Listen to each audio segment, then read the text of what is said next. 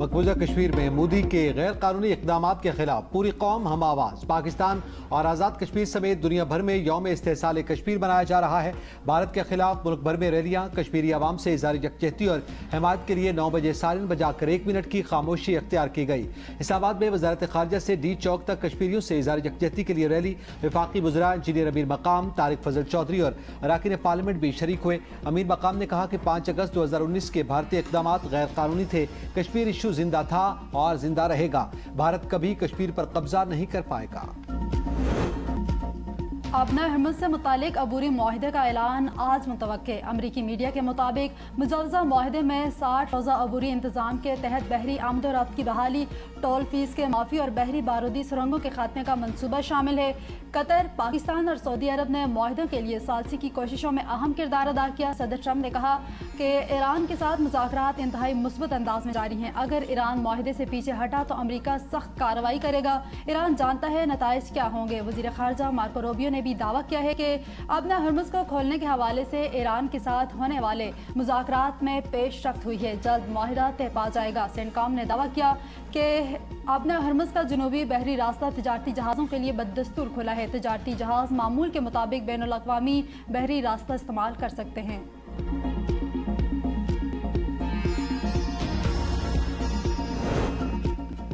ایرانی صدر Masoud Pezeshkian نے استعفیٰ دینے سے متعلق خبروں کو بے بنیاد قرار دیتے ہوئے مسترد کر دیا۔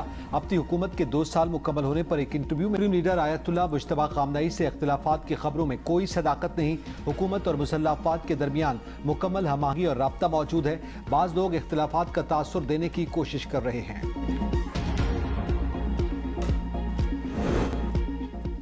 ایران جنگ میں امریکہ کے جدید میزائلوں کے ذخائر میں تیزی سے کمی ہونے لگی۔ امریکی فوج نے میزائلوں کے تمام ذخائر استعمال کر لیے۔ رائٹرز کے مطابق امریکہ ذخیرے کے تقریباً نصف ٹوماہاک کروز میزائل بھی استعمال کر چکا ہے۔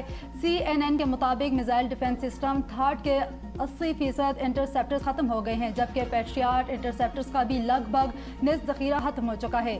بعض فوجی حکام نے صدر ٹرمپ کو دفاعی میزائلوں کے ذخائر میں کمی سے آگاہ کر دیا۔ امریکی فوج ضرورت پڑنے پر دنیا بھر میں موجود اپنے ذخائر سے اسلحہ منتقل کر کے کمی پوری کر رہی ہے۔ دوسری جانب پینٹاگون اور وائٹ ہاؤس کے حکام نے گولہ بارود اور اسلحے کے ذخیرے میں کمی کی ان خدشات کو یکسر مسترد کر دیا۔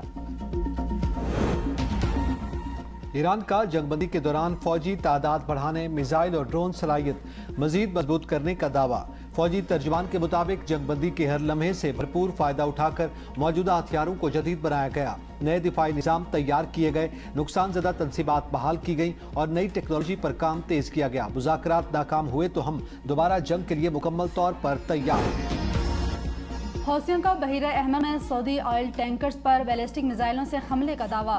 حوثی گروہ کے عسکری ترجمان کے مطابق بحیرہ احمر کے شمالی حصے میں ایک سعودی آئل ٹینکر کو نشانہ بنایا گیا۔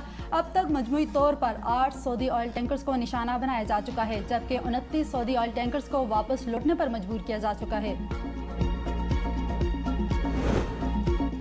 سعودی خام تیل لے جانے والے 2 پاکستانی آئل ٹینکرز بحیرہ احمر سے بحفاظت گزر گئے۔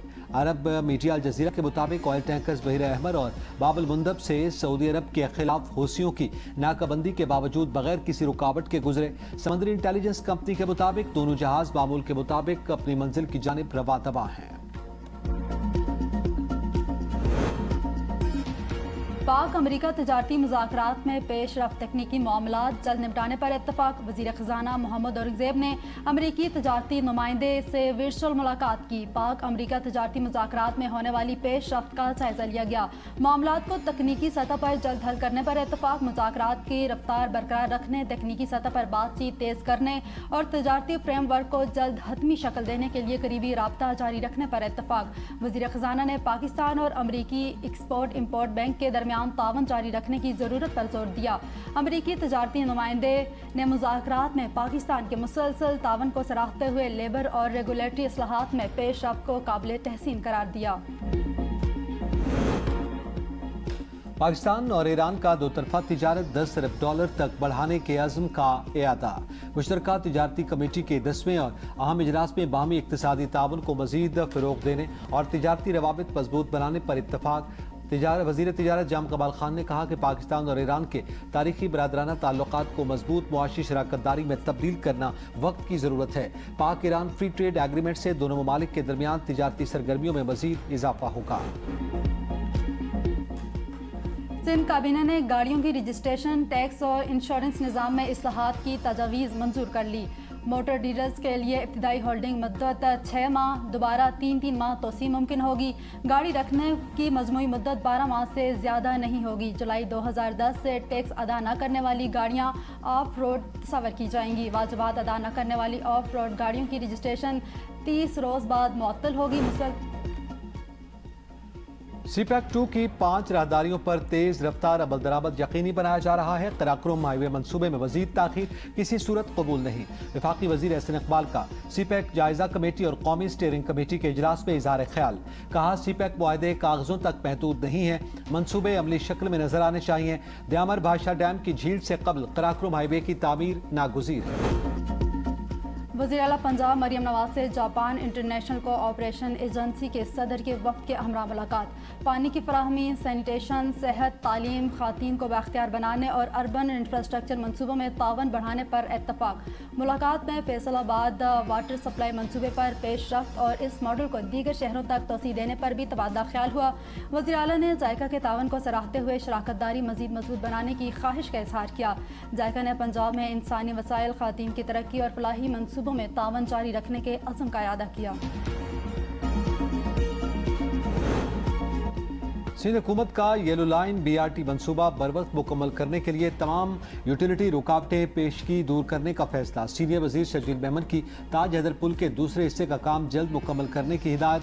कहा कि येलो लाइन BRT की बरवक्त तकमील सिंध हुकूमत की अव्वलीन तरजीहात में शामिल है। मुतल्लका इदारे बाहमी राब्ते से दरपेश मसाइल फौरी हल करें। सियासी पारा नीचे लाने और मफाहमत का रास्ता हमवार करने के लिए नेशनल डायलॉग कमेटी मुतहरक। साबिक वफाकी वजीर फवाद चौधरी ने ABN न्यूज़ से गुफ्तगू करते हुए कहा, मुल्क में लॉन्ग मार्च का ज़्यादा माहौल नहीं, कोशिश है इस्टेब्लिशमेंट हुकूमत और तहरीक इंसाफ में बातचीत हो। बानी PTI से मुलाकात के लिए मुख्तलिफ रास्ते हैं, मुक़तदरा के मर्जी के बगैर मुलाकात नहीं हो सकती। हम समझते हैं कि मफाहमत का रास्ता ठीक है, सियासी टेम्परेचर को नीचे लाया जाए, वर्कर्स को रिहा किया जाए। हुकूमत और इस्टेब्लिशमेंट के साथ भी हमारी बातचीत होती रहती है। सुहेल आफरीदी ने जब से लॉन्ग मार्च की कॉल दी है 60-70 से ज़ायद लोग आए नहीं। लाहौर हाई कोर्ट ने PTI की 5 अगस्त को मीनार पाकिस्तान पर जलसे की इजाज़त की दरख्वास्त गैर ज़रूरी करार देकर मुस्तरद कर दी। अदालत ने करार दिया कि डिप्टी कमिश्नर लाहौर दरख्वास्त पर फैसला कर चुके, इसलिए मुनासिब फोरम पर उनके हुक्म को चैलेंज किया जाए।